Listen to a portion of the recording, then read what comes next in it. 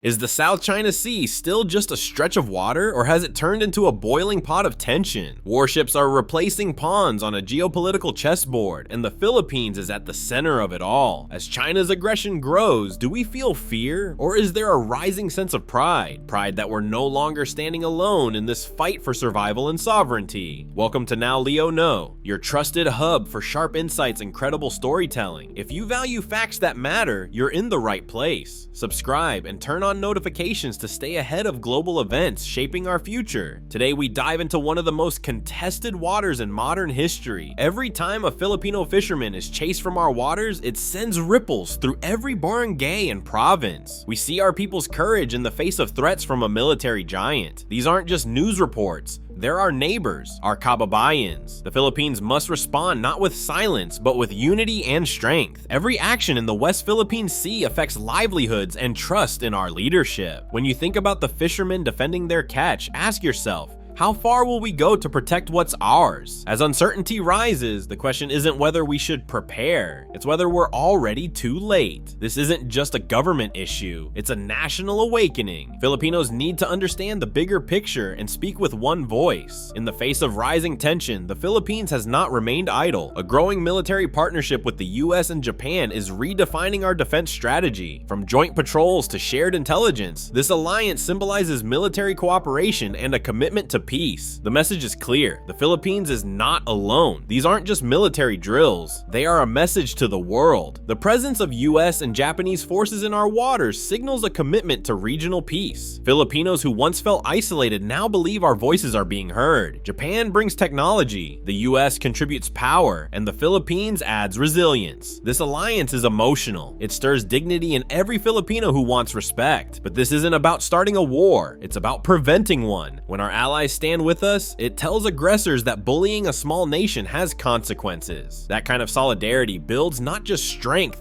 it builds hope. At first glance, the alliance between the Philippines, the US, and Japan may seem driven purely by politics, but at its heart is a bond formed through shared values: democracy, freedom, and respect for international law. Each country brings something vital to the table, forming a firewall against unchecked aggression. For Japan, this partnership is deeply personal, understanding the price of peace after experiencing war. For the US, it's about defending global norms, and for the Philippines, it's about having powerful backup in a hostile neighborhood. When Filipino troops train with American and Japanese soldiers, they build trust and readiness. They send a message: we are stronger together. This triad is a necessity forged by rising threats. Imagine what this means for the next generation of Filipinos. Instead of growing up under foreign intimidation, they could inherit a country that stood up for its rights without firing a shot. That's not just strategy, that's patriotism. The South China Sea is becoming one of the most dangerous maritime corridors. China's territorial claims challenge the entire rules-based global order. For many, this isn't just politics. This is personal. Filipinos rely on these waters for food, trade, and identity. When that's threatened, it hits hard. It's not just a line on a map, but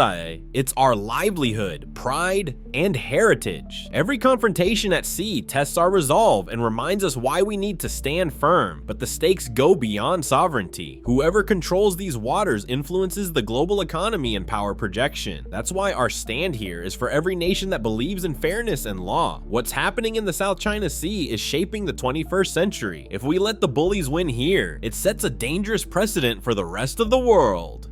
Many think war is a distant threat, but in today's interconnected world, escalation is just one bad decision away. A single miscalculation, a warning shot gone too far, a collision between ships, could ignite a conflict that affects millions. The Philippines is not watching from the sidelines. We are on the front lines. This isn't just about missiles and bases, it's about your OFW relatives flying over disputed zones. It's about economic disruptions that can affect remittances, food prices, and jobs. Geopolitical tension might sound far off, but its impacts hit home quickly. We can no longer afford to ignore the brewing storm. The risk isn't just military, it's social, emotional, economic. And for every Filipino who who loves their family, their freedom, and their future. This is our business. When we talk about war and peace, we're also talking about the safety of our children, the strength of our institutions, and the stability of our daily lives. These aren't abstract debates. These are real-life consequences that affect every Juan and Maria. The ripple effects of South China Sea tensions are already being felt. Trade routes are under pressure. Investor confidence is shaky. Local industries tied to fishing, tourism, and maritime transport are taking hits. War doesn't just destroy, it destabilizes economies long before the first shot is fired. The Philippine economy thrives on peace. Our exports, OFW remittances, and growing tourism industry depend on regional stability. If tensions escalate, it's the ordinary Filipino who will feel it first. At the palenque, at the gas pump, in the job market. We must think beyond the battlefield. Defense is not just about tanks and submarines. It's about protecting our way of life. We must protect our waters not just with ships, but with diplomacy, innovation, and resilience. By understanding how conflict affects our economy, we empower ourselves to make informed choices, support peace, demand accountability, and know that your voice matters in shaping the future.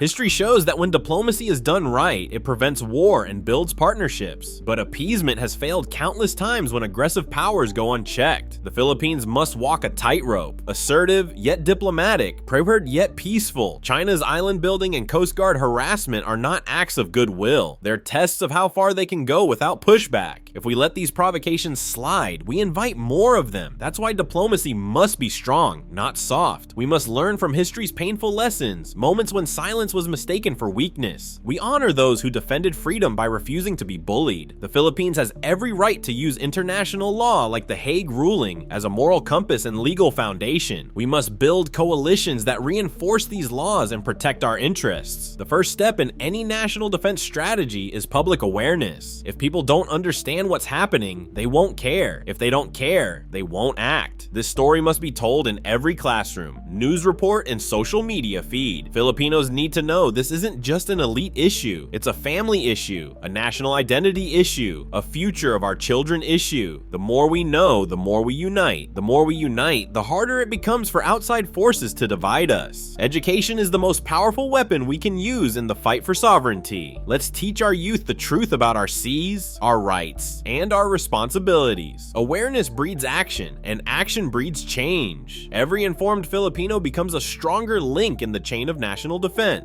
The more we care, the more we protect. This isn't just patriotism, this is survival.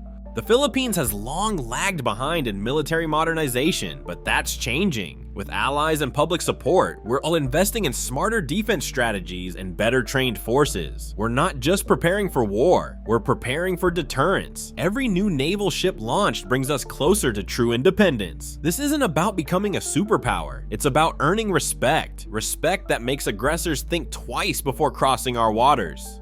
Filipinos have always been brave. Now our military must match that bravery with capability. This issue is a defining moment in our history. What happens now will shape the Philippines for generations. Every Filipino has a role to play in national defense. It's everyone's responsibility. Now is the time to unite as a nation, to focus on our love for our country. The waves may rise, but so will we. Stay strong, stay aware, and stand firm for the Philippines. If this message moved you, share it. Let's keep the conversation alive. If this story inspired you or even made you think, don't forget to like this video, share your thoughts in the comments, and subscribe for more powerful insights like this. Your voice matters. Let's keep this conversation going and let's grow together.